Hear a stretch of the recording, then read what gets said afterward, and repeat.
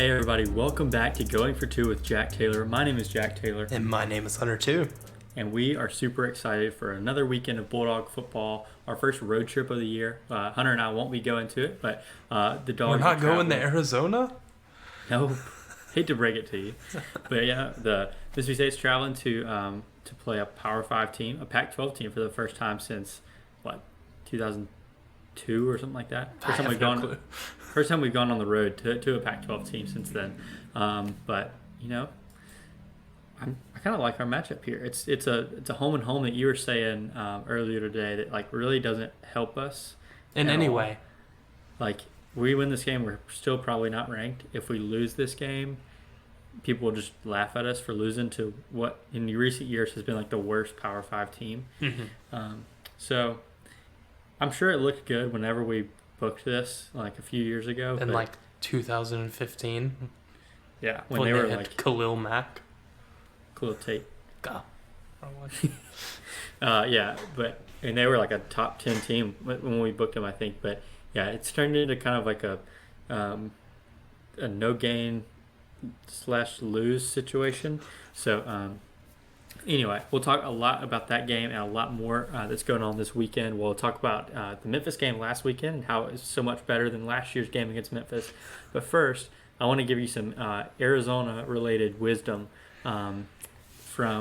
with a quote I like to say. Oh, God. I just want the listeners to know I have no clue what he does like before these. Like 5 seconds ago before we started, I was like, hey, tell me what you're going to say. And he's like, no. So I'm sitting here riding with y'all. So, Jack, let's get into it. All right. Like I said, it's Arizona-related. One of the things we're going to be faced with in Arizona is going to be the heat. And I just want to give the dogs some wisdom that it's not the heat that'll get you. It's the humidity. But in Arizona, there isn't humidity. So it is the heat that'll get you. Is there humidity in Arizona during monsoon season? I didn't know monsoons happen in America. Is that a thing? I thought that was like just like an Asian island. I think that's a thing. Oh, I was on the Arizona board. And maybe it was tsunamis that don't happen here. Jack, I hate to tell you, there's tsunami warnings like in America. Like in Hawaii? Yeah. Oh, okay. Well, that's...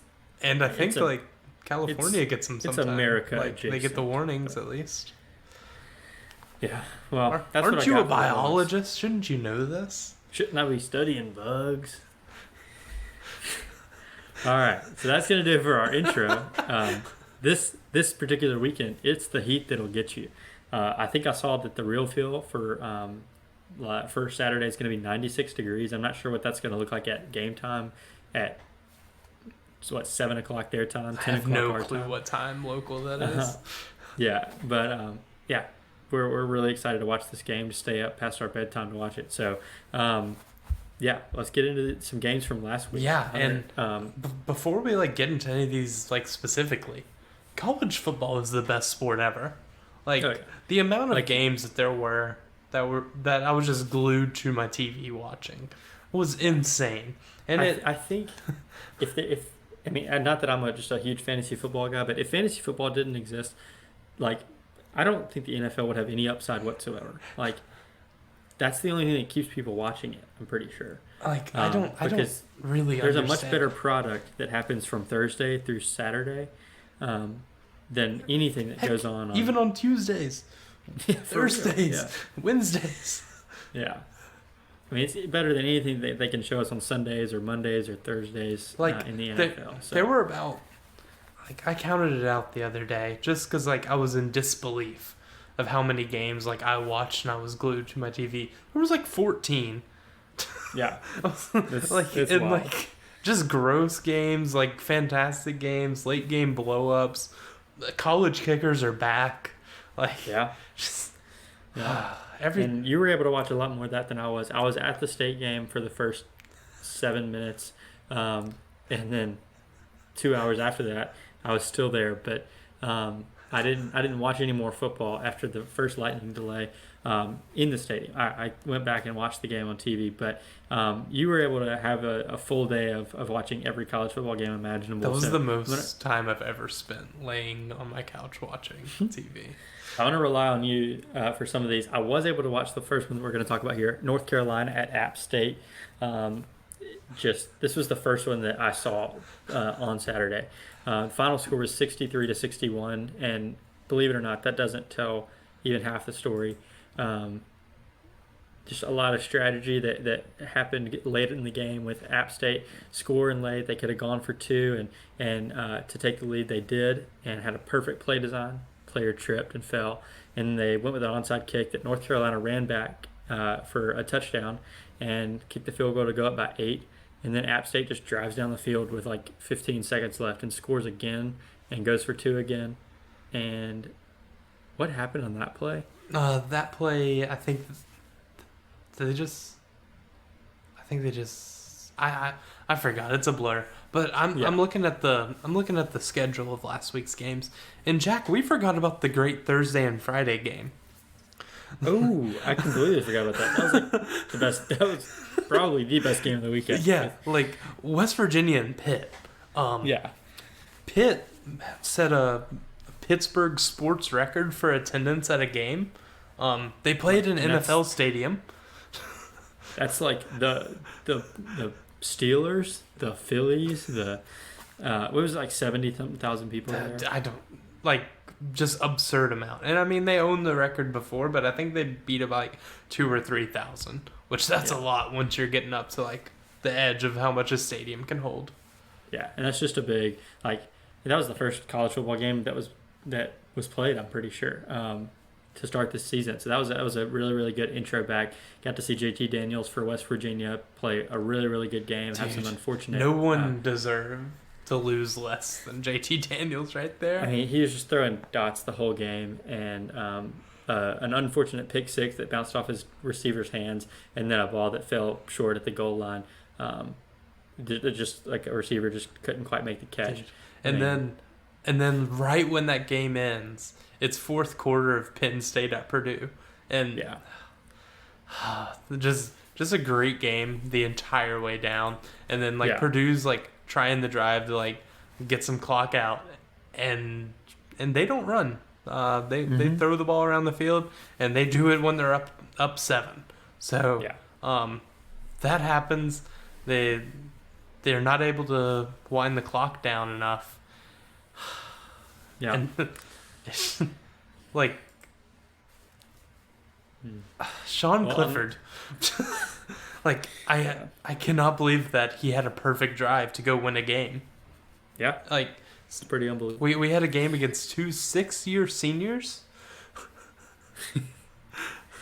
And Penn State comes out on top, and that's a pretty big win. I mean, at Purdue, I mean, we've seen much better teams go in there and lose. Like, embarrassingly. Granted, Penn State was not a top 5 team. Yeah, so they had they had the advantage. Anyway, so as we were talking about the UNC App State game, the final score to that one was 63-61, and on the complete opposite end of the spectrum, we have South Dakota State going to Iowa, and Iowa wins 7-3. And if you think that tells the whole story, boy, here you in. Buddy, oh boy, are you wrong? Iowa is the first team ever to win a game 7-3 without scoring a touchdown. They had one field goal to go up 3-0. They had 2 safeties, and that adds up to lucky number 7. So, man, college football is gross. Yeah, and you know, we missed another one from that Friday. The Old Dominion Monarchs, they were playing host to Virginia Tech, and Virginia Tech against the Monarchs is 0-2 in their past 2 meetings, and they scheduled a 10-year agreement to play them. So, and it's like home and home too. Mm-hmm. Like not 8 in having an in-state home and home with Southern Miss if they beat us twice in a row for 10 years. Oh, that'd be terrifying. I mean, good for the Monarchs, I guess. I mean, yeah, but yeah. But I mean, it's an up and down week for Monarchs all around, I guess. Um, all right, so moving on to Cincinnati at Arkansas. I wasn't able to watch much of this one, so what you got for us there? Yeah. Neither of the teams looked really great. KJ Jefferson looks worse without, arguably the best wide receiver in the SEC last year. Mm-hmm. Who'd have thought? And Cincinnati looks worse without like 5 NFL draft picks. And honestly, like watching this game, both D lines looked good, but you can't really tell if that's just because the offensive lines were horrible or anything. Like Cincinnati, I mean, that's a good recruiting place to be. There's some good D linemen up there. They're talented. Yeah. But, I mean, if Cincinnati had any quarterback, this game is like way different. So just kind of seeing the instant effects of losing. Was he a first round quarterback or second round? He may have been third. I don't know. The draft was stupid last year. Yeah, it was.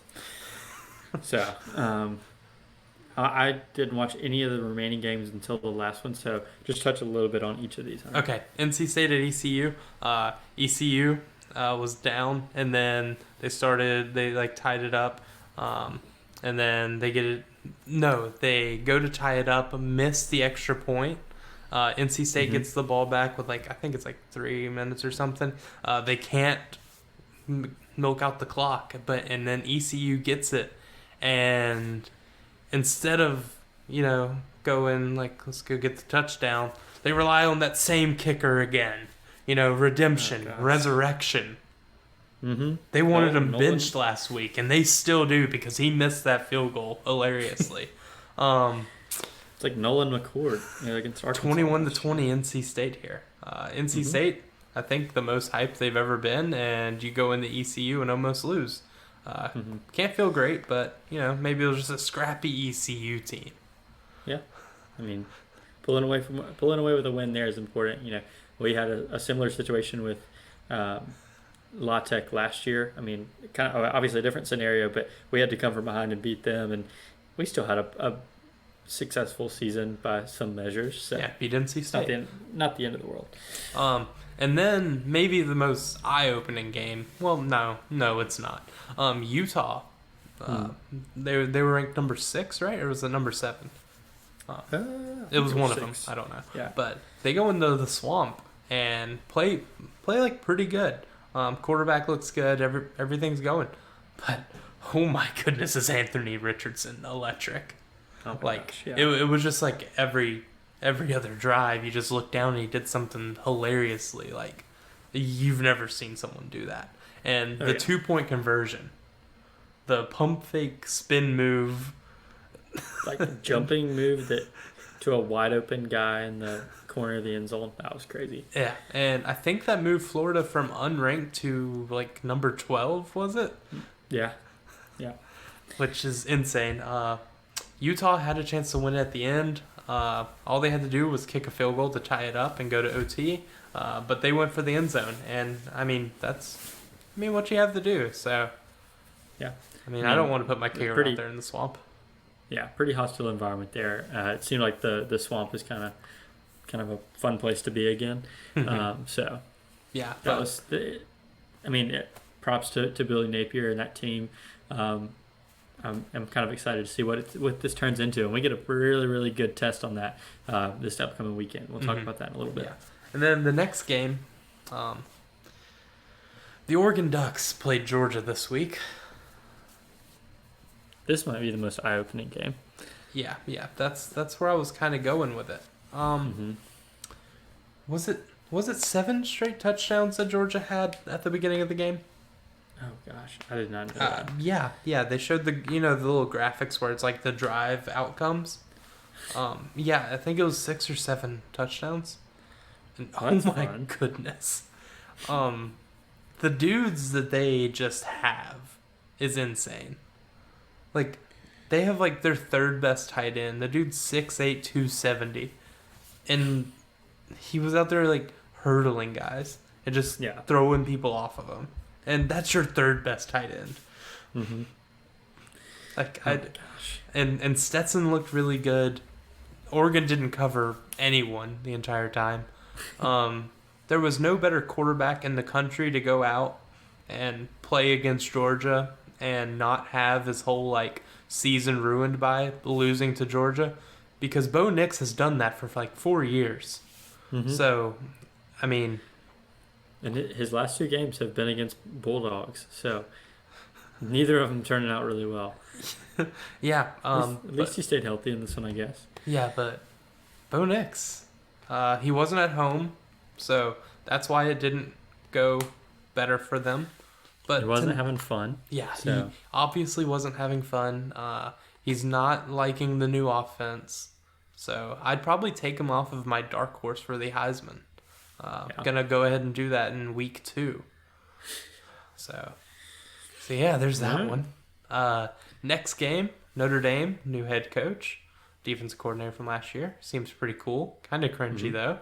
At Ohio State, and all summer, honestly, last year during the season, everyone was talking about how Ohio State's offense is going to be the best, probably better than 2019 LSU, just on pure talent.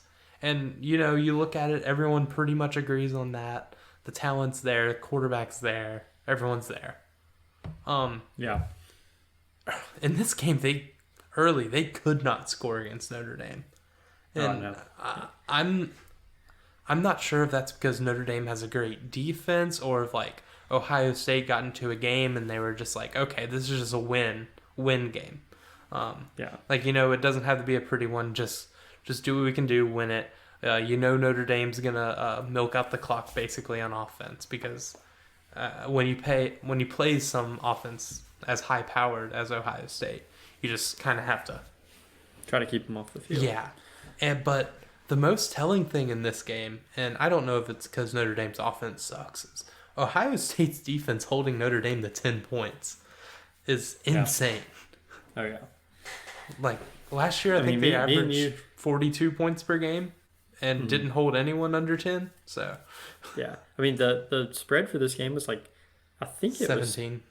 I was thinking 17 points. And me and you thought, that's the easiest prediction of the day, that Ohio State's going to completely cover that. But my goodness, at Notre Dame, I was pretty impressed. So, yeah, I was very impressed with their defense. You don't really know what their offense is going to look like. Going against Ohio State's new defensive coordinator, he was at Oklahoma State last year, and I'm pretty sure everyone knows how crazy that's like Zach Arnett on something else. Yeah, it's just all over the place, a bunch of different assignments. And, just craziness. So you don't know how Notre Dame really was able to prepare for that with seeing him with really, really good athletic everything. You're not having Oklahoma State players doing that. So it's just a weird one. Notre Dame played well, had a good game plan, just couldn't get it done at the end. Yeah. Now let's make Brian Kelly and go from Notre Dame to LSU and see what they did in New Orleans against Florida State. I actually was able to watch this one. Okay, but cool. I was getting tired. Yeah, early on, it looked like LSU was just getting boat raced, and watching their fans just kind of slowly realize that what they're in for was hilarious. Mm-hmm. It's like a team that, we said it on the last podcast. Every head coach that they've had, the last 4 head coaches, I think, have all brought them a national championship. Last 3, okay. Have all brought them a national championship. And, you got this guy who's been knocking on the door of a national championship since he's been at Notre Dame. Now he's in LSU, where he's assuming he's got all the resources to do so. And it just looked like Florida State was going to take this and run with it. LSU does come back, make a pretty good comeback effort. They score with no time left on the clock. And okay, are they going to go? I think we should just go through this hilarious last 2 minutes. Okay, so we get this is a fun one. 4 minutes left. LSU scores to bring the score to 24-17. And then Florida State gets ball. I think it's a 3 and out. And then they punt. And there's around 2 minutes, maybe a minute 50 on the clock. Mm-hmm. They punt it. And former Mississippi State commit, I forgot the guy's name. I I can't remember.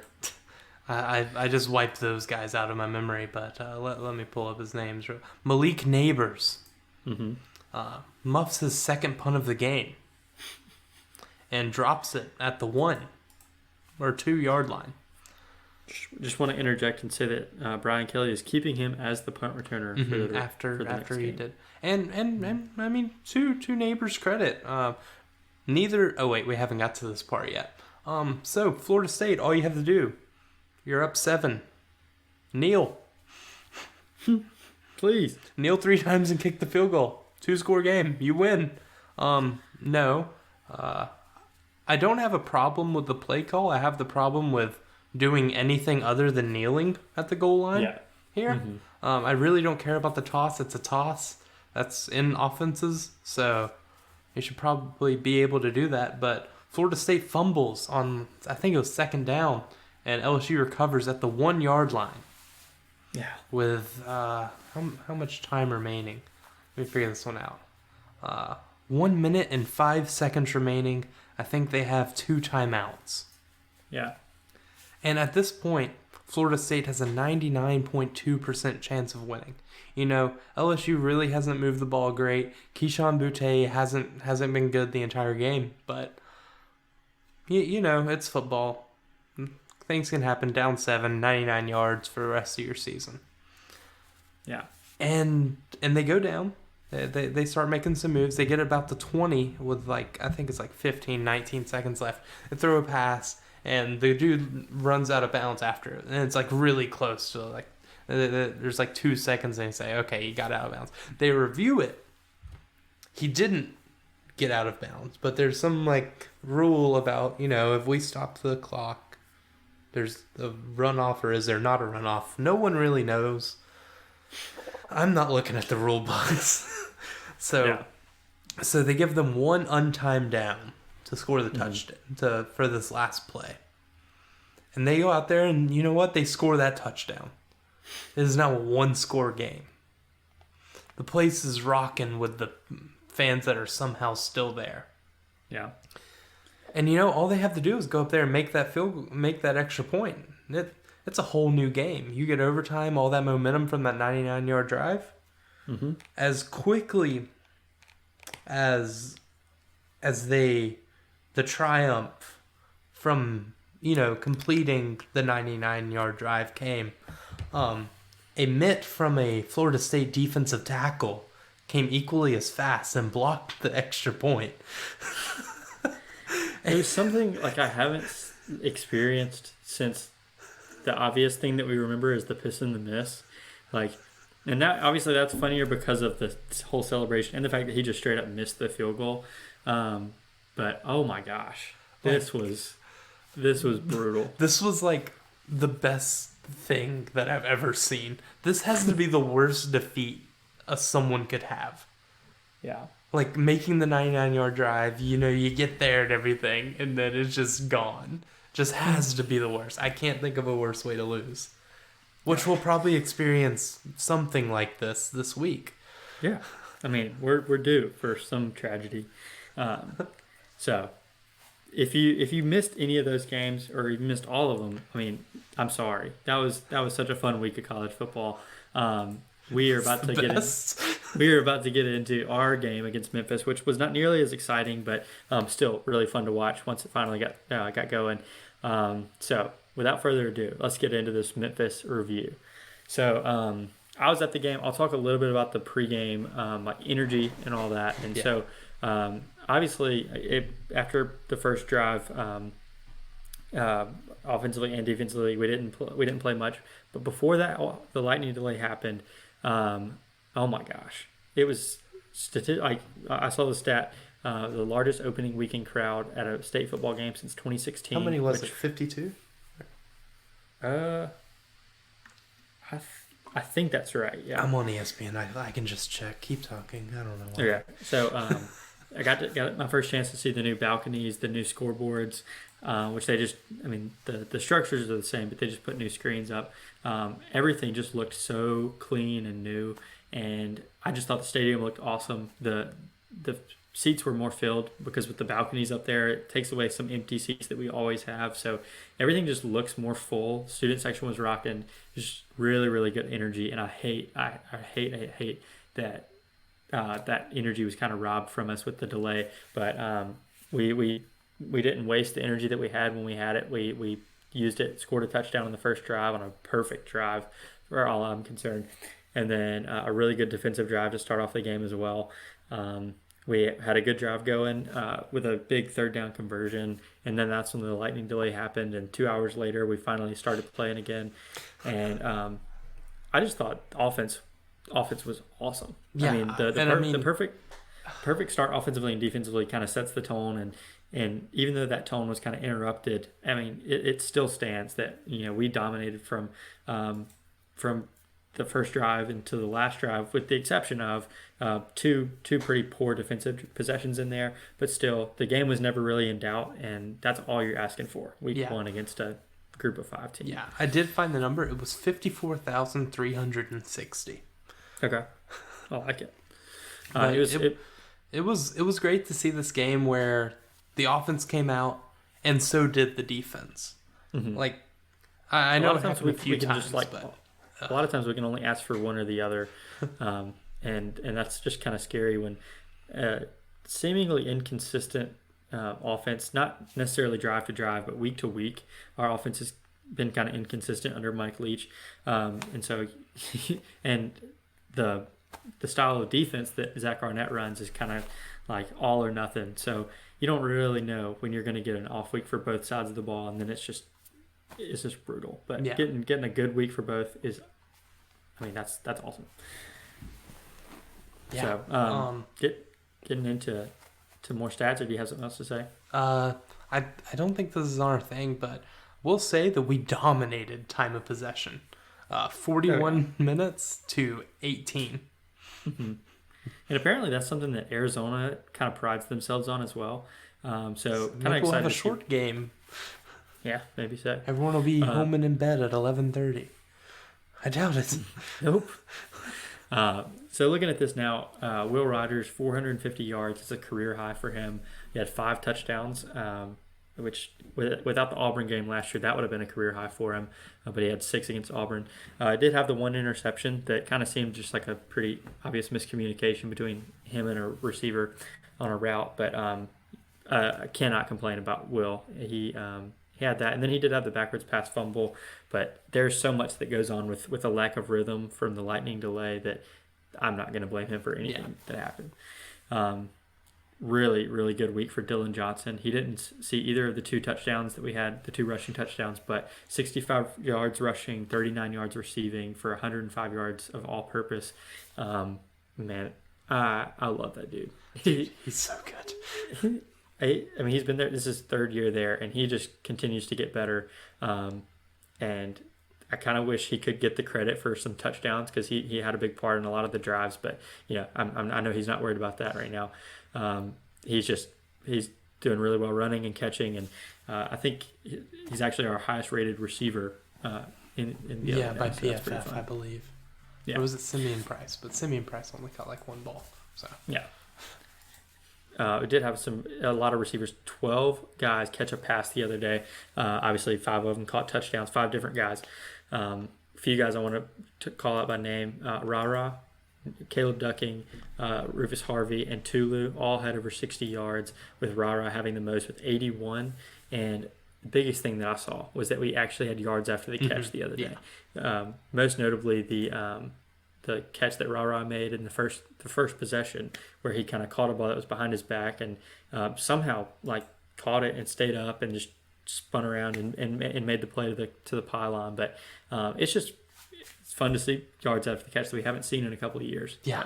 It felt pretty good about that one. Rara had 14.4 yards after catch per reception. Jeez. How many receptions did he have? Let me look at that. Can you see that? One stupid PFF. He had 5 receptions. Okay, that's awesome. Yeah. So 72 total yards after catch, which is nuts compared to what it's been like. At least what it feels like in years prior. Yeah. I guess in my mind, I just think of the air raid as like the typical Austin Williams catch, where he just like catches the ball, just maybe takes one step back and just falls down.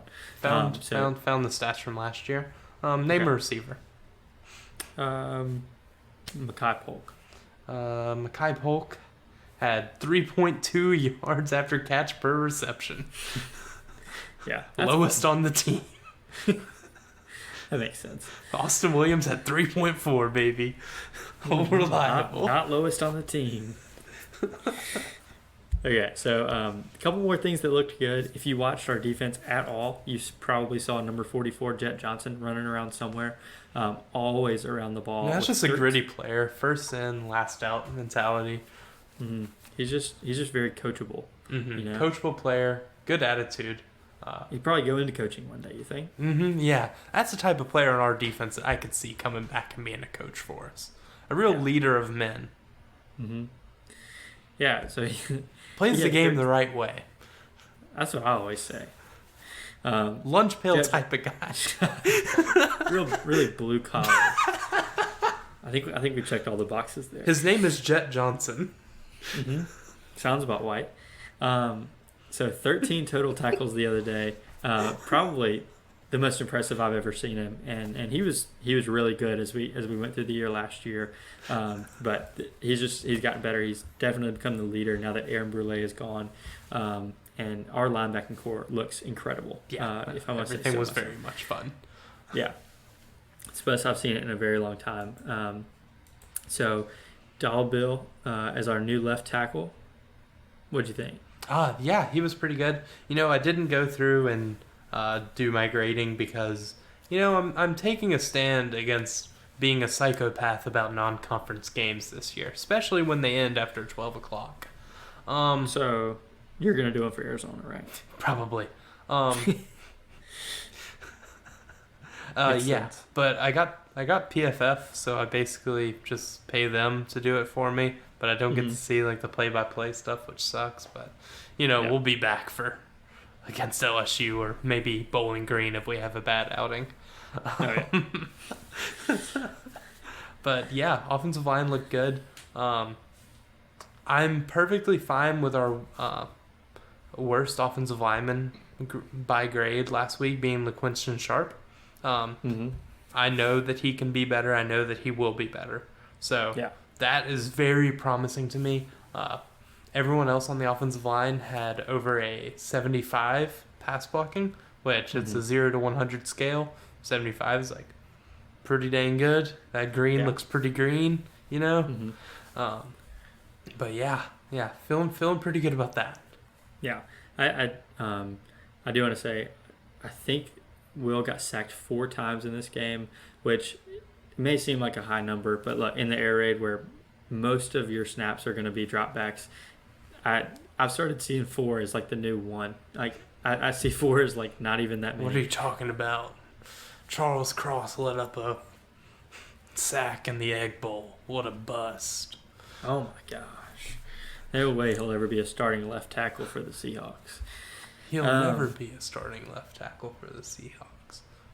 I literally heard an Ole Miss fan say those words. So, all right. So that was all the good things that happened the other day, or the ones that kind of jumped off the page to us. The bad things that I noticed, and bad, just kind of may seem like a stretch, but I did notice no kicks to the back of the end zone from on our kickoffs. Could have something to do with the weather. I really don't know. I don't understand kicking. 2 bad drives defensively at the end of the third quarter, start of the fourth quarter, that kind of made this game look close. It took us from a 35-3 game to a 35-16 pretty quickly. So that wasn't too much fun. We lost the turnover battle, a Will interception, and a backwards pass fumble. And I think we did force a fumble in this game, if I'm not mistaken. So we lost the turnover battle 2-1. Our defensive line only had 1 sack. That was Nathan Pickering on the first drive. And to my knowledge, that's the only time I really heard Nathan's name in the game. That's pretty much what happens. Kind of quiet. Seth Hennigan was really not wanting to get hit. Looked like very happy feet guy, which I can understand. It's week 1, the game's lost, 2.5 hour delay, stupid. So just get out of there, basically. I Yeah. mean, yeah, And- that's what I got on him. So Yeah, I noticed the same thing. And the only other thing I had in this one, which may seem very vague, but I just thought that it seemed pretty tough to keep momentum and rhythm with the weather. You know, a 2.5 hour delay in the middle of a game is just kind of stupid. And that's why I'm not really being hard on Will for the couple mistakes that he made, and that's what I chalked the fatigue of our secondary up to as well. I mean, you just kind of get amped up for a game. You wait until 6 o'clock or 6:30 to play this game. Your energy's just going and going and going, and then it just stops, and you can't do anything about it. You've been dressed since like 4:50. Yeah, been taped since 3. It's really tough for me to blame secondaries for two bad plays in a game that kind of cost us what seemed like really long drives. So I'm really not too worried about it. And in this week, you know, assuming there are no weather delays, it looks like all sunshine all day long in Tucson. So really hoping that we get to see a more like just a normal version of this team and see what we look like offensively and defensively. Mm-hmm. So I'm pretty excited. I thought the parts that we saw, and they looked really good, and the mistakes that were made, I really do think they were just all because of the delay. But that's what we get to find out this week. Mm-hmm. All right.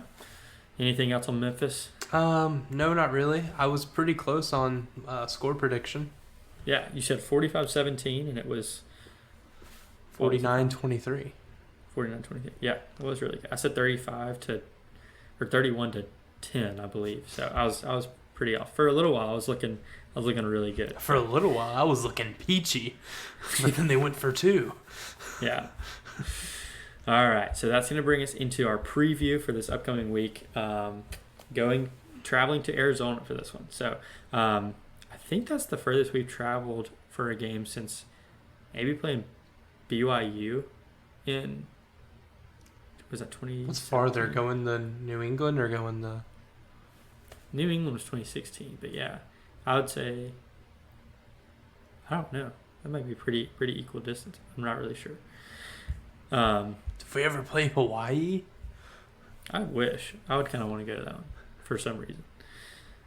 Maybe the fact that it's in Hawaii. All right, so Arizona. I didn't get to watch them play the other day, but they're 1-0 with a win against San Diego State. Last year, they lost to San Diego State by 24 points, by the way. A San Diego State team that won 10 games, including against Utah, maybe BYU. I don't know, but they were one of the teams that we always had on the graphic. Yeah. They also had that punter that was a bad person. So yeah, we're not going to talk about him. So yeah, San Diego State. I'm pretty sure not the same caliber as they were last year, but that's also I can confidently say that Arizona is a better team than they were last year. Mm-hmm. So both of those programs have changed a little bit. So Arizona 1-0, pretty convincing win there. Maybe if you did see anything from this game, you might have seen a really funny video where they were punting from their own end zone, and their, what do you call that guy? Their shield, like a guy on their shield. Is it a gunner? No, I don't know. Special teams is weird. He blocked his own team's punt. Arizona's shield guy blocked their punt, so that was fun and gave up a touchdown. But Arizona's special teams also blocked one of San Diego State's punts as well. So that's one thing. That's the first thing I noticed that we probably really need to be careful of. If they're going to block their own punts, let's just let them. We really need to be quick on special teams, getting the ball out. And I'm sure I'm not the only person in the world that's noticed that. I'm sure you're not worried about special teams troubles. I'm sure our punter's not practicing being slow. So. That's promising. I haven't heard that press release yet, but all right. You want to talk a little bit about the guys we need to be worried about? Yeah, Jacob Cowing had a really good game for them. He's a transfer from UTEP. Yeah, he had 1,300 yards last year. In week 1 against San Diego State, he had 8 receptions for 152 yards with 3 touchdowns. So he's like their little slot guy. You know, just move them all around the field. And then they have a 5-star that committed to them this recruiting cycle. I don't know how to say his first name, McMillan. He had 3 receptions, 53 yards, 1 touchdown. I think he's listed at 6'6". I think 6'5". I think he was 6'4", and then in high school he was listed at 6'6". So that's weird. You know, that Arizona heat will get to you a little bit. That's what I've heard. So usually it's the cold that does that. But we've got Jacob Cowing as well that you mentioned. He's 5'11", so just completely different different builds there, but two very, really good receivers. Yeah, so Forbes will probably be on McMillan out wide, pretty much on an island out there. Is that just the size matchup? That's just he's an outside corner in our system, so he's just out there. And I assume that he'll be on best outside. So, yeah, he'll be on McMillan. And they'll just keep on moving Cowing around. I mean, he's good. He's one of those guys you're going to look up and see in the league. So, yeah, for sure. I want to touch on these running backs, and then I want you to touch on kind of the interesting story we've got with Arizona's quarterback. But let me get these running backs out of the way first. Right. So DJ Williams is the guy that got the most touches the other day. 14 carries for 88 yards and a touchdown, followed pretty closely by Jonah Coleman, who had 13 carries for 40 yards. So kind of a two-back situation there. So both of those names we'll probably hear quite a bit with 27 carries between the two of them. Does it seem like they're a pretty balanced run and pass? I didn't watch their whole game. I just kind of watched their highlights because there was a lot going on last week. Yeah, I couldn't be self-scouting for the team, so I didn't. But yeah. One thing I didn't mention about us is that I think this was the second most rushing attempts. Talking about it was the most. Talking about our game against Memphis, it's the most or second most rushing attempts that we've had in a game under Mike Leach, and I think that's kind of skewed by some sack. No, yeah, that too. But the sack numbers for Will Rogers with 4 sacks, those count as rushes as well. So I think we had 30 rushing attempts, which is the most we've had under him. I think the game against Kentucky last year also had some, which was also a rainy game. It was rainy at some point during that day. So That's fun to see when we're pretty balanced, because I think we might have broken off a couple runs of 8 to 10 yards or something like that, which is probably more than we saw all of last year. But anyway, that's all I wanted to mention about that. It's just kind of us being more balanced the other day, but like you said, probably due to the rain. But okay, let's hear about this quarterback drama we've got going on. Before we get into this, I kind of wanted to touch on the San Diego State. San Diego State did not throw the ball much. They had 7 total completions, 16 attempts. So wasn't really able to kind of, get a feel for how Arizona's coverage was. But in the running game, they were getting juked by guys wearing numbers in the 40s. So that has me feeling pretty good for Dylan and Marks. So just wanted to drop that one in there. Really in-depth analysis into West Coast football. So now that that's over, let's get into Jaden DeLaura. He's a quarterback from Hawaii, I believe. He plays, the school where all the good Hawaii college football players come from. And he committed to Washington State in, 2020 in that recruiting cycle. He graduated early, went to campus, and 5 days later, Mike Leach took the Mississippi State job. And I listened to a little podcast that a few of the guys have over there, and he brought that up, and he said this is the game that he's most excited for. And watching him, I've seen a few Mike Leach quarterbacks. He looks like one. Really fast decision making. He's kind of dumb sometimes. Like he'll just have a stupid interception just because you throw so often that you start to trust your arm a lot. So he I think he has a 4-to-1 touchdown to interception ratio over last year too. I think he was all freshman last year at Washington State. Wow. Yeah. But he's good. I like his arm. He seems to have really good touch on the ball. I mean, honestly, if Mike Leach was at Washington State, probably have another one. So Yeah, for sure. I'm really. I don't know if. I mean, I understand if he's like upset with Mike Leach about that. Just because that seems like a crappy thing to do. But I mean, Mike Leach just took a better opportunity. I mean, you can't really blame him for it. and But it kind of sucks that like you graduate early and like five days. I don't and it's Leach probably didn't know that he was gonna go because we did strike out the Giants saved us from hiring Joe Judge. So that would have been a disaster in hindsight. I could not imagine us having a podcast and defending that man right now. Yeah. Just similar results to Mike Leach, but just defending someone who has no pedigree. No redeeming qualities. Oh, he coached with Bill Belichick. He's about to ruin Mac Jones' career. But does he dip on the sidelines and make funny press conferences? I think so. No. I think he does. He's not funny. Okay. The only other thing I saw about Arizona was that in their game against San Diego State, we did see a familiar face, Tyrell Shavers, catch a touchdown pass for San Diego State.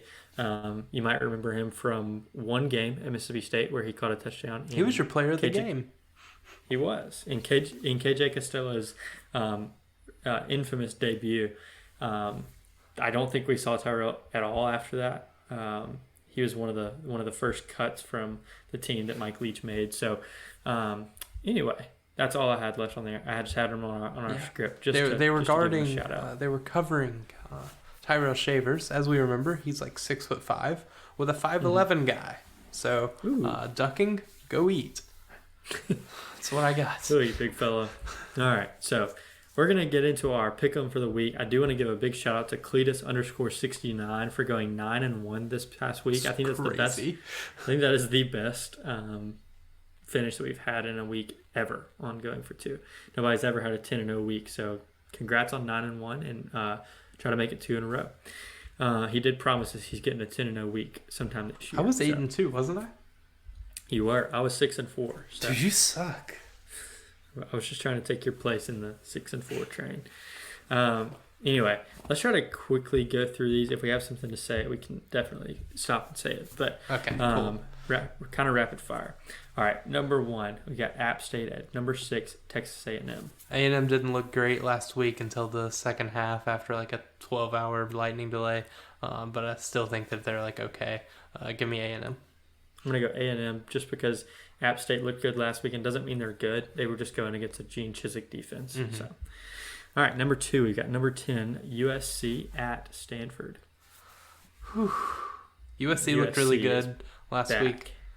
Stanford could also do the thing where they keep the ball out of USC's hand and then just win it at the end with a stupid field goal. Like the boring way to do it. But yeah. I think USC has too much talent. Mm-hmm. So USC.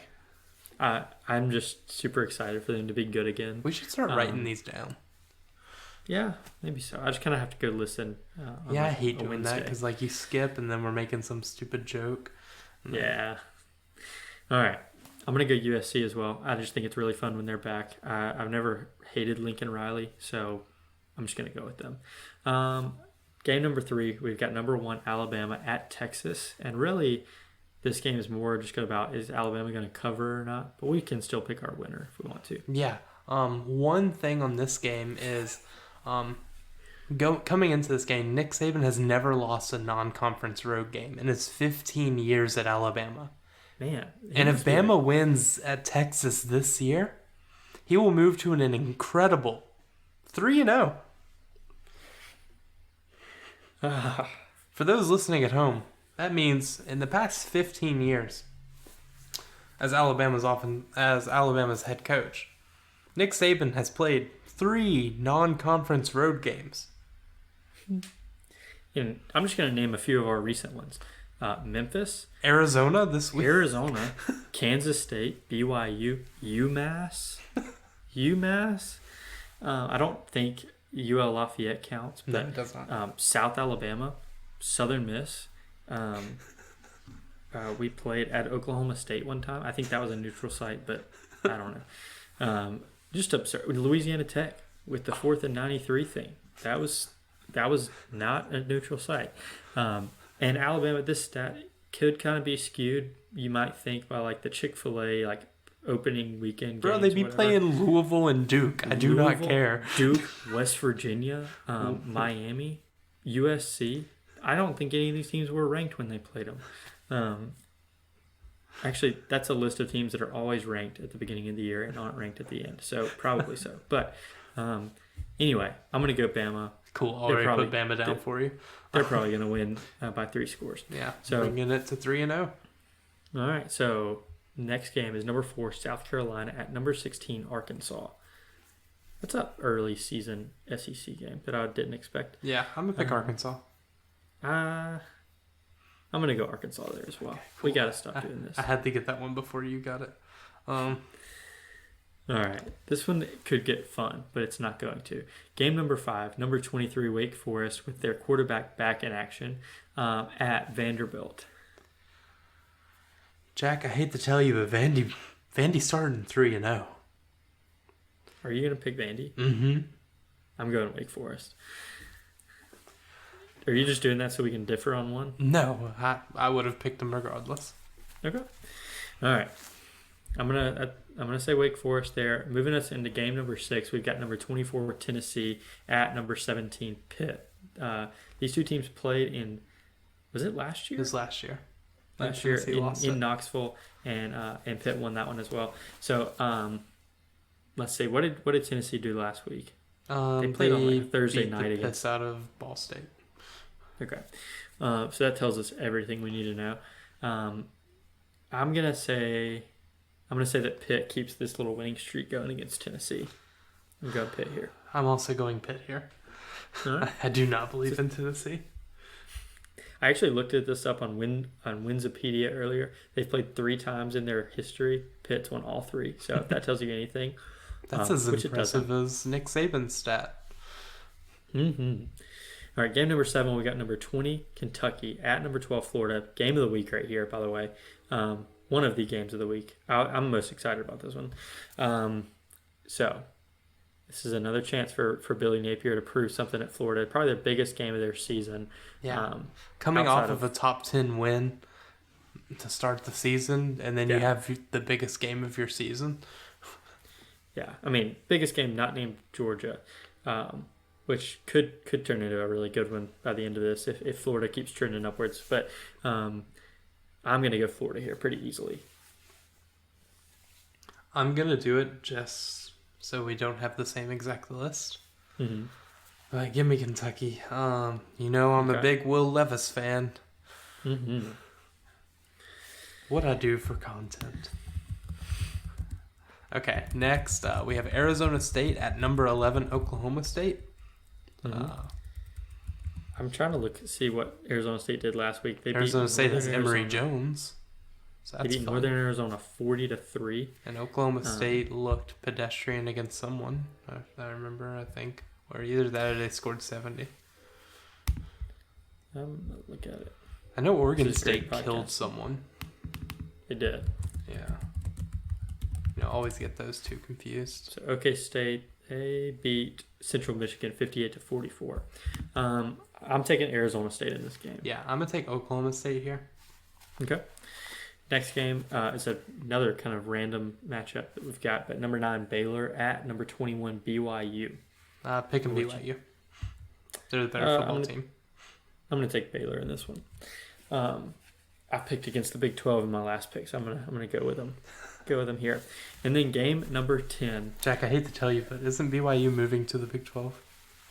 Hey, they're not there yet, though. All right, game number 10, America's Game of the Week. We've got Mississippi State at Arizona starting at 10 p.m. Central Standard Time. Shout out East Coast. Y'all gonna be Tyward? We're starting another weapon? Okay. I will pick Mississippi State to win this one. Tell me who you think's going to win, and I'll give you my score. I'm going to go Mississippi State as well. Okay. As scared as I am, All right. Can you tell me the spread? Are we 14.5? It moved up a lot today, I believe, in our favor. So, public That's seems scary. to think that we're going to kill them, which is terrifying. Let me pull that up. Great podcasting, as always. People come here for this. Yeah. I hate that I go to ESPN and I have to scroll to the absolute bottom of it because it starts at 10. Yeah, it's Mississippi State by 10.5. About 10.5. Okay. I think this one is going to be 35 to 14. Okay. That's what I'm going with. Boring score. I'm gonna say our offense stays ticking. Give me 42 to. Okay, I don't want to just do the same score of last week, but I probably am going to. You had 45 something last week. Yeah, give me 42. What's a good sounding score? 20, 42, 21. 27, 26? So 27? Yeah, 27. 42, 42, 27. 42, 27, and I say 35 to 14. Okay. Both of us have us winning by multiple scores. So there we go. That means something, right? All right. So that's going to do it for our pick'em. Once again, we're going to post these. We have to pick our players of the game. Oh, I forgot about that. I'm going to go Tulu because I noticed that Arizona also struggles to kick the ball into the end zone on kickoffs. And I think that Tulu's going to house one this week. Okay. Give me Dylan. Yeah. I think they're not going to be able to tackle him great.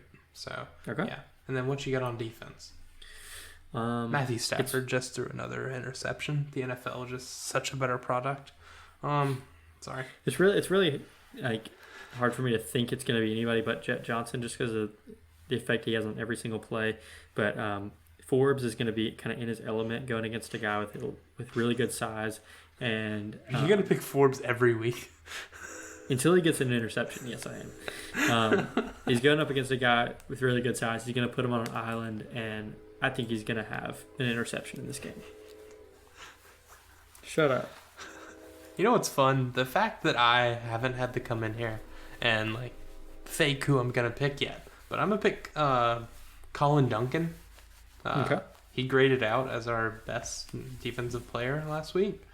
Yeah. According to PFF. So, yeah, I'm going to pick Colin Duncan. Duncan. Right. Sorry. It's late. You know, we're getting to that point. Good podcasting. All right, Good so podcasting. moving into our favorite segment. Once again, on the Pick'em, we will post those games with our normal post for the week. So you guys will have a chance to DM us. And don't worry, games aren't starting. Games on here aren't starting until Saturday. So you'll have all the time in the world to send those in. Just send them in before the first game starts. And we will give you a shout out on the next episode if you are the highest, if you have the best record. So moving on to our Instagram questions. And thank you guys so much for sending those in. First question is from Football Jimothy 17. Are you guys scared about Jacob Cowing and Delara? Nah. They're going to be good. They're in Arizona. Our defense. What are they going to do to me? Our defense is pretty good. I think we'll be able to limit the damage there. Is that all you got to say, Hunter? They're not going to pretty hurt much. You? They're in Arizona. Brooks Taylor had a couple questions here. First one, did the delay help prep the team for the late kickoff this weekend? That was one of my tired/wired things that I typed out to you in my days. Like, getting ready for next week. At least I thought it. I don't know. I may not have since sent. But it's a completely different situation when you're expecting the game to start at 10 versus when you just get that thrown on you. But you have to expect the unexpected.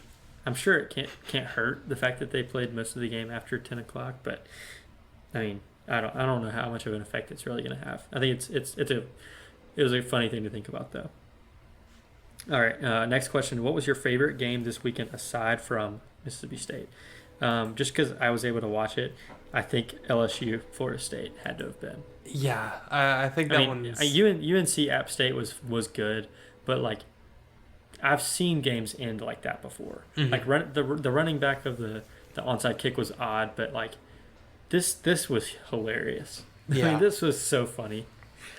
And it's just the fact that it's a brand new coach, and you got to see the downfall of LSU fans like from start to finish, and then you got to see him build up a little bit, and then it was just like the rug got swept out from under him. So there was just a range of emotions that I got to live through. So Yeah, that one's pretty good. But which game like had like, I enjoyed seeing what happened the most.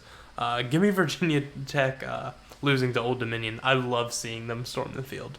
yeah, that was good. I love a nice storm. And also, I mean, I considered the West Virginia Pitt game as like the best college football game ever. I mean, a couple of times. So it's easy for me to forget that when you have LSU lose the way they did. But that was a good one too. Yeah. Next question is from Courtney Purvis, and she says, after seeing week 1, which SEC team are you excited to watch? Quick question: has Courtney looked out and saw what she's gonna change her Instagram handle to? When she listens to this, we probably Wedding first time advice thinking about it. by Hunter too. There you go. You know I'm married. Court.Taylor, maybe? You'd be surprised. All right, so I can tell you I'm not excited to watch Ole Miss, at least right now. Last year, Matt Corral and their just group of wide receivers was pretty fun to watch. You know, they're a 10-win team. Like they were pretty fun. This year, it is just like watching paint dry. And you could say the same thing about the air raid, but it's my team. I don't think it's boring. LSU or Ole Miss not fun to watch. Who are you most excited to see that? Most excited to see. I think you got to say Florida here. That's my only answer. Yeah. I think anybody else like either kind of sleptwalk through this week or like Alabama and Georgia just like dominated. Like Florida won a game that they weren't really expected to, so they were exciting week 1, and I hope they're exciting throughout the year. Mm-hmm. Drew Robinson brings us our last question. It says, "What are you using to stay awake for these late night games?" Asking for a friend. I drank coffee the other night. Really? Yeah. Dude, I was tired.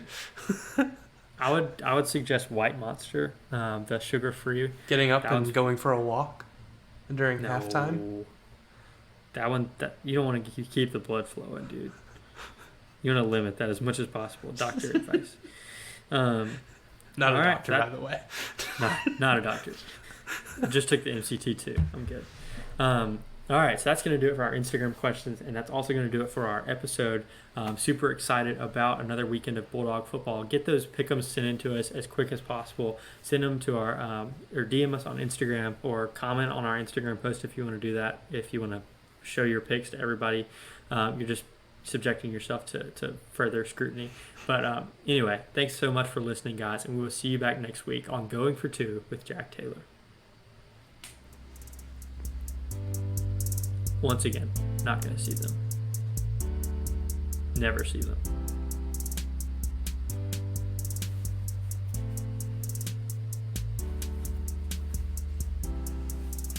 What's up, everyone? Welcome back to Going for Two with Hunter 2. My name is Hunter 2. And this is the Hunter 2 show. This is the bonus episode. If you've made it this far, you are eligible for financial compensation from Going for Two with Jack Taylor Incorporated. And you may have mesothelioma.